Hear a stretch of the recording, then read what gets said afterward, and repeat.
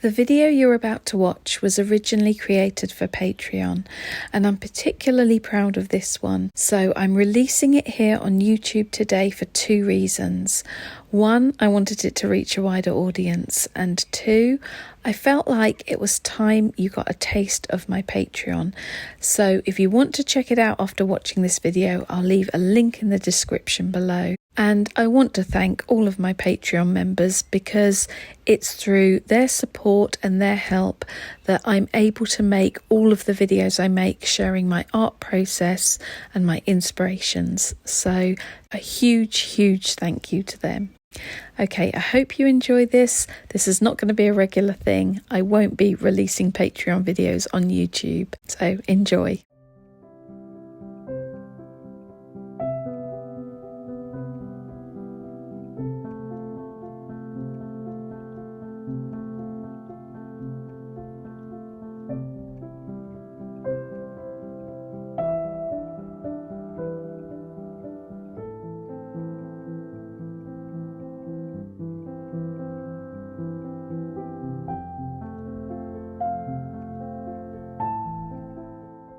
Welcome to the first episode of a new series, Location Palette Painting.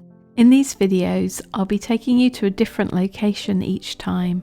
I'll be making artwork inspired by that location, and I'll also be talking to you about the materials and colour palettes I'm using.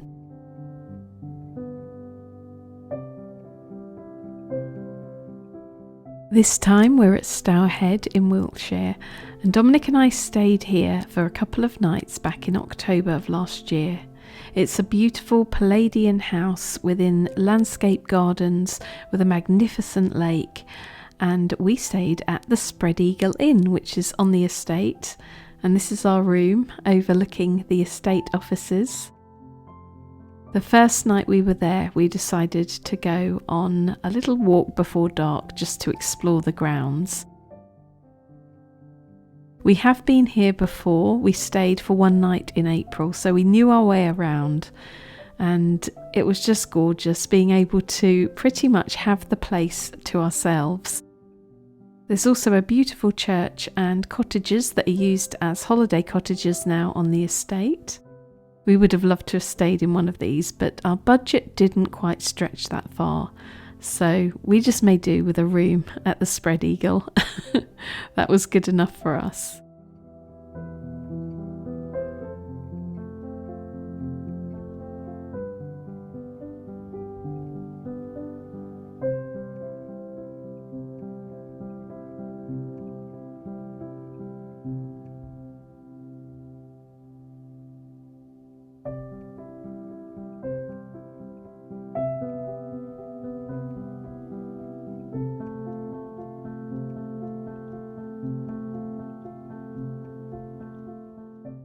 The next morning, as we were staying midweek and off-season, we had the breakfast room to ourselves for most of breakfast, which was really nice, and the breakfast itself was absolutely delicious.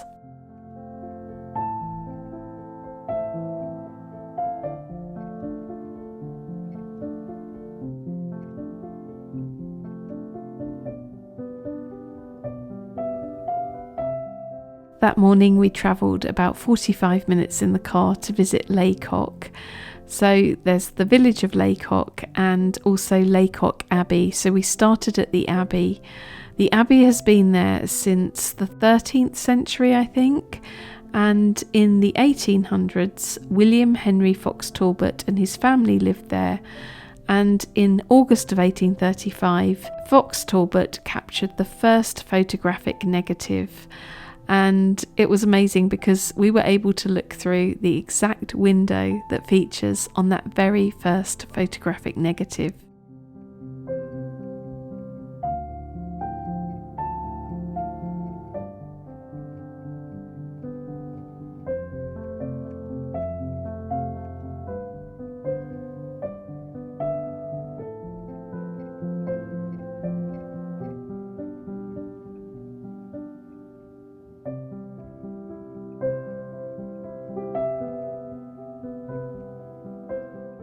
After looking around the Abbey for a couple of hours, we wanted to explore the village of Laycock. It's full of beautiful medieval houses, and it felt like being on a film set or going back in time. I couldn't believe that a place like this still exists, and even though we're surrounded by old houses here in Surrey, and I am in Suffolk too, this place felt really like you'd stepped back in time.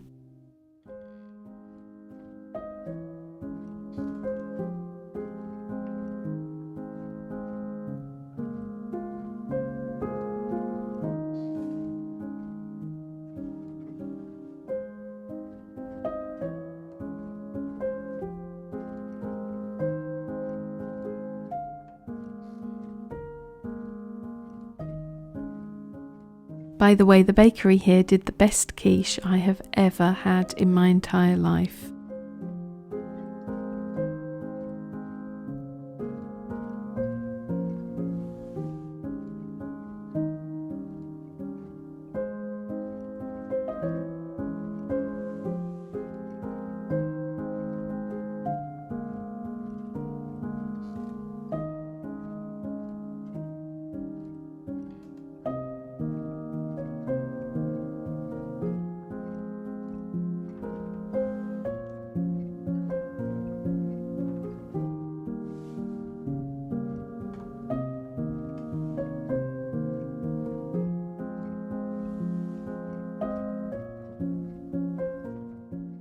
The next day, before we headed back home, we went for a long walk around the landscape gardens, and you can see signs of autumn starting to appear.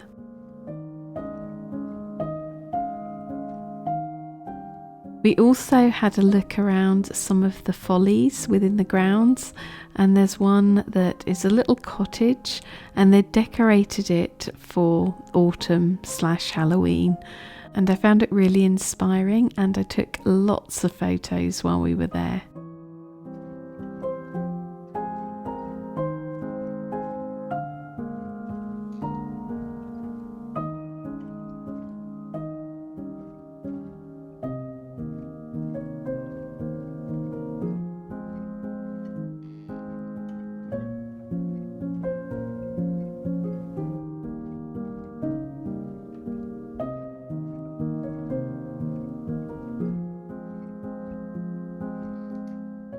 When I sat down in the studio, I was unsure as to exactly what I wanted to paint or draw first. So I was so inspired by the little cottages in Laycock that I thought I'd give those a go. So I took some Cali Creative Italic markers that I'd recently bought and tried those out for the first time. And yeah, came up with these little black and white drawings.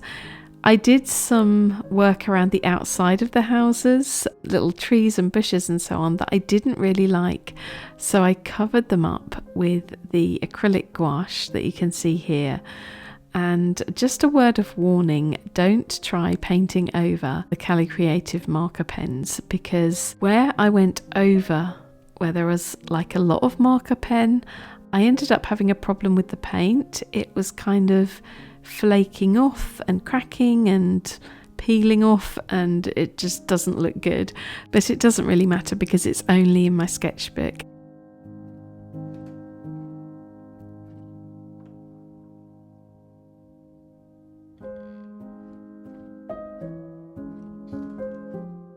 I'm now going to work on a painting that's based upon the lake at Stourhead and the trees that surround it, and is inspired by the autumn season.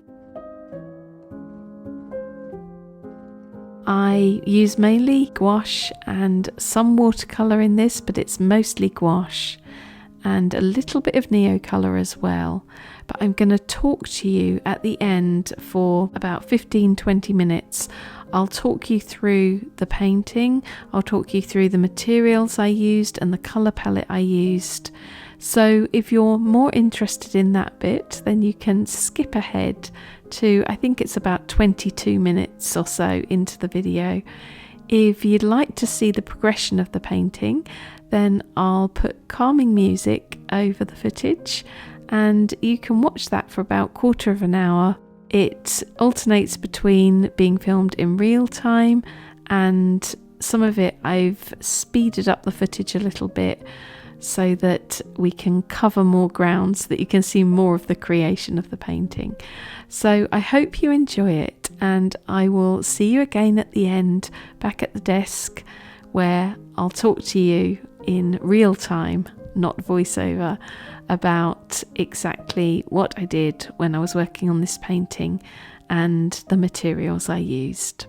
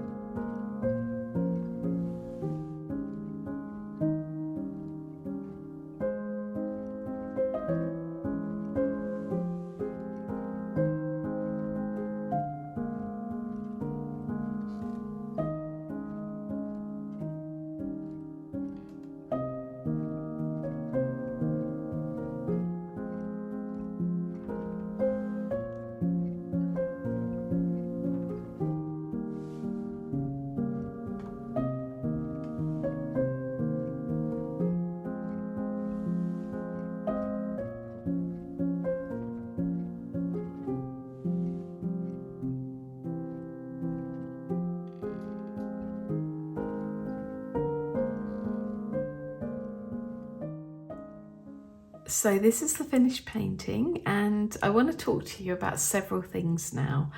So the first thing, I've actually written notes beside me because I've tried to record this a couple of times and I keep forgetting exactly what I want to say to you. So firstly, the video. This video turned into something completely different from the video I was expecting it to be. When I came up with the idea for location palette painting, and I knew the first episode was going to be our trip to Stour Head in Wiltshire, I thought, I'm going to be working in my sketchbook a lot. This was my initial thought, that there would be a lot of sketchbook drawings and sketchbook paintings, and then I would move on to the final finished piece. But in the end, I ended up just doing those quick drawings of the little houses in Laycock Village, and I quickly realised that what I actually wanted to do was just get out of my sketchbook and start working on a bigger sheet of paper. So that's what I did in the end. So these videos will be sometimes a little bit more in my sketchbook, developing an idea, and other times I think they'll just be like this. I'm going to talk to you about the palette, because obviously location palette painting, I need to talk to you about the colour palette that I'm using in each episode. So I'm going to do that in a moment, but I just wanted you to know that this video became something else as I was working on it. At first I wanted it to go out at the end of December, but obviously I was ill in December, and then I was at my mum's for Christmas and New Year, so it got pushed back to January, which I don't like doing. I really don't like pushing the videos back, so this isn't ideal for me, but I think it's interesting that the video became something else because I didn't put it up at the time it was due to go up. So as we went through January, I found myself working a lot in my sketchbook on just kind of developing my looser artwork, my looser paintings. So I've been on this, I don't know what you could say, journey. I've been on this journey over the past few months, trying to move away slightly from my really precise work. And it's not that I don't like the precise work, it's that it's taking its toll on me. It's taking its toll on my eyesight. It's taking its toll on my body. I feel really tensed up when I'm working. And I can't keep working like that. I want my work to be fun. This is another thing. I feel like a lot of the time when I'm working very, very precisely, I feel a lot of satisfaction at the end of the painting, when the painting's finished and I'm happy with it. But the actual process of making the painting can make me feel quite tense in places because I'm trying to get everything very exact. There's a lot of very tiny detail, and at the end, sometimes at the end of a painting like that, my eyes feel really, really blurry. I wear glasses anyway, and I have had my eyes tested recently and they had got a bit worse, and I do think that it's from doing a lot of close work. So I wanted to move away from being so precise for my health and also because I want to find that enjoyment in painting. I want it to be freer. I want to feel like I can stand here and not have to worry that every branch is exact or each little house is perfect. I want things to be a bit wonkier, a bit freer. So because I was working like that throughout January, this video then became something different because I wanted to then get out of the sketchbook because I'd been doing a lot of sketchbook work, and I thought when I film this I just want to go into the painting on a loose sheet of watercolour paper. So come out of the sketchbook and go larger. So the first version of this painting, I did actually start filming it for you, but it went wrong.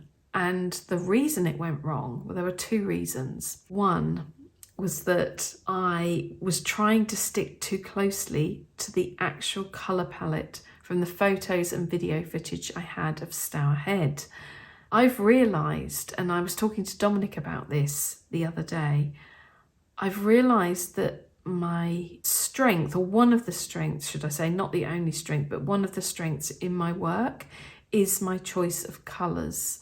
So the colour palettes I choose, I'm constantly told by other people they're quite unique. I have a very specific way of putting colour palettes together. It's a very Natasha way of putting colours together. And I think that my work, it kind of has my signature style when I have a limited and specific colour palette. And that colour palette isn't based in reality. So when I'm trying to kind of copy a photo or a scene as it is in reality, and I'm trying to use the colours that I'm seeing, they're not colours that I would necessarily normally use. So I scrapped that first piece. I didn't want to share the footage with you because it wasn't really very valuable. I scrapped the painting quite early on. It was just a bit of a mess. I was also using a really large brush, and I have discovered that it's really good for me to size up with the brushes when I'm painting loosely, but I mustn't go too large because I just feel like I have no control, and that's not what I want. I want a certain amount of looseness, and that's what's happened in this painting. So I feel like I've got the balance right with this painting.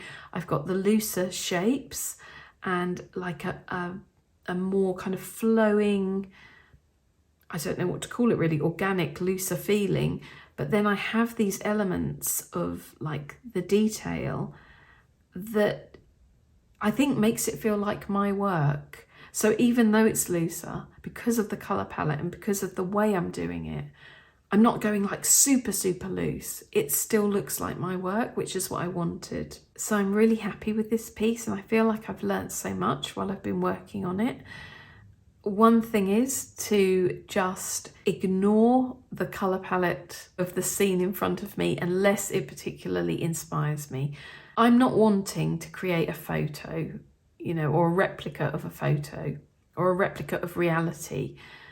What I put into this painting was the feelings that I had when I was at Stourhead with Dominic, the feeling of the gorgeous trees of different sizes, different shapes, the birds flying overhead, the gorgeous lake with its different colours and the way the water flows. The fact that it was autumn. I think we were there between the 10th and the 12th of October, if I remember correctly, and it was still looking fairly green. Some of the trees were starting to change, but I wanted my scene to really look very autumnal. So I then decided to switch colour palettes, and I'm going to share with you the colours I used while I was making this piece. I have also come to a conclusion about my art toolkit palettes, because these, in fact, I'm going to just move this because I'm scared I'm going to get paint on it. So let's just pop those there, and I'll pop this down on the floor. So my intention initially was just to use these two little art toolkit palettes that I put together recently. But I'm discovering that I feel like I want to make these more like themed palettes. So perhaps this one could be a palette of greens, and this one could be more autumnal colours, so maybe rusts, yellows, earth tones, the greys and the blues. I don't know why, but I feel like dividing them into slightly more themed palettes. I was trying to make this palette do everything, and actually I noticed that there are some colours that I'm really not touching. I haven't touched this little bright red yet. I mean, it's not to say I wouldn't, but I haven't touched the ultramarine. I keep using, my most used colours, as you can probably see, are the buff titanium, these ones here, the browns, and also the Payne's grey, and I'm using these quite a lot as well, and the white. And in this palette, I've barely touched these ones here. I'm unsure as to whether to make these just purely gouache palettes because, well, this one pretty much is with just a little watercolour here, but this one is a mix of watercolour and gouache. So I may change these around. I feel like for me, it's going to work better if they're slightly more themed.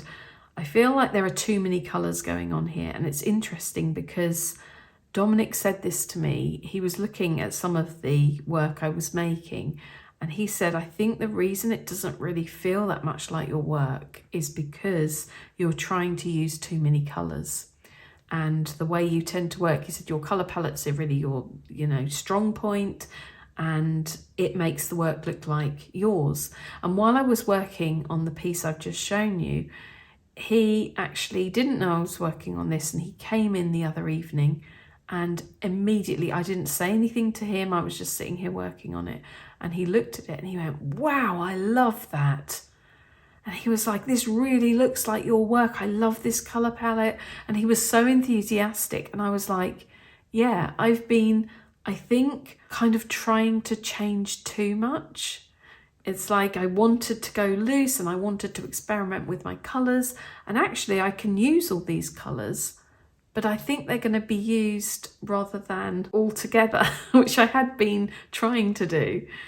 I'm going to use them in a more limited palette, so make little limited palettes out of them for each painting, and also just be confident in myself to, if I see a scene and I'm not particularly inspired by the colours I'm seeing in front of me, but I love the shapes, I love the patterns, I love the composition, like the landscape looks beautiful and I think it could make a good painting, I can use whatever colours I like. And I think I'm going to give myself that freedom to do that. I think because I often work from imagination in my paintings and like remembered scenes rather than working from observation, I think that I've become very used to, working with colours that I have in my head rather than the colours that are in front of me. And I actually like that about my work. I think it's what makes, or part of what makes my work, my work. So I hope that makes sense. I've rambled on for a long time, but I really wanted to kind of talk to you about these thoughts and feelings I'm having, because I'm noticing as I'm going along, there are certain things that are working and certain things that aren't. So in the end, I ended up using, from these palettes, I ended up using the greys a lot and this gorgeous ash blue. So that's the Daler Rowney Payne's Grey gouache, and that's the Holbein ash blue. And then the Holbein greys here I used quite a bit. And I use these sort of autumnal colours and the browns and so on. I do have a post where I list all of the colours in this palette, so I won't go through them all. But I added in some new colours that I actually bought from Jackson's the other day, because I noticed that I was really getting excited by the autumnal colours, the rusts and the sandy colours and the yellows and so on. And I wanted to add a few more because there were certain ones I didn't have in my gouache collection that I already have, the gouache paints I already have. This one is an older one that I've had for years, and I brought that in. It's called Flesh Tint. It may have a different name now, but it's the Royal Talons gouache. I would love to be able to get hold of these a bit more readily, but they're really hard to get hold of in the UK. Well, at least Jackson's doesn't seem to stock them, and I really like them though. I really like the formulation, and the colours seem really good too. And this is just a gorgeous colour for the painting that I was working on. So I got that one out, which wasn't in either of these palettes. And I ordered these Daler Rowney gouaches. This one is called Brown Pink, just absolutely gorgeous. It reminds me a little bit of the Holbein Ash Rose, but it's kind of got a slightly more like rusty tone to it, I think. Raw Sienna is always a great colour to have. Sandstone, this was a really interesting colour too. Just kind of apricot-y. I don't know whether you can see that, but it's sort of an apricot-y colour. And again, really good for the paintings I want to make. So I'm thinking I might rearrange this palette, and I'm going to add some of these new ones. I also ordered a cool grey one. Now this one is pretty blue. I've got it in a little dish here. So that's how it looks. So it's a really nice pale blue grey. And I use that quite a lot for the water, for the lake. So they were a really good purchase the other day. So yeah, I added those in to the more autumnal colours from these palettes. And I also, I tried to use this, but kind of went over it. This is a Neocolour 2 Desert Rose. But yeah, so that you can't really see that in the painting. But I did use the white Neocolour. I think this is the Neocolour 1. Just to add some marks and movement into the lake, and also in the sky, which you probably can't see on camera, but you can see it slightly in reality. So it just adds some movement and a little bit extra texture and mark making and so on. Is that all that I wanted to say to you? I think it is. I've got my notes here. Yeah, I think that's all I really wanted to say. Just if you're inspired by somewhere but the colour palette isn't working, I think this is my big takeaway from this. Just choose the colours that you want. Like, I wanted to make a scene that looked more autumnal, so that's what I did. We were there in the autumn, but the photos I had didn't look particularly autumnal, so I wanted to, I don't know, make this scene that kind of gave me the feeling I had when I was there.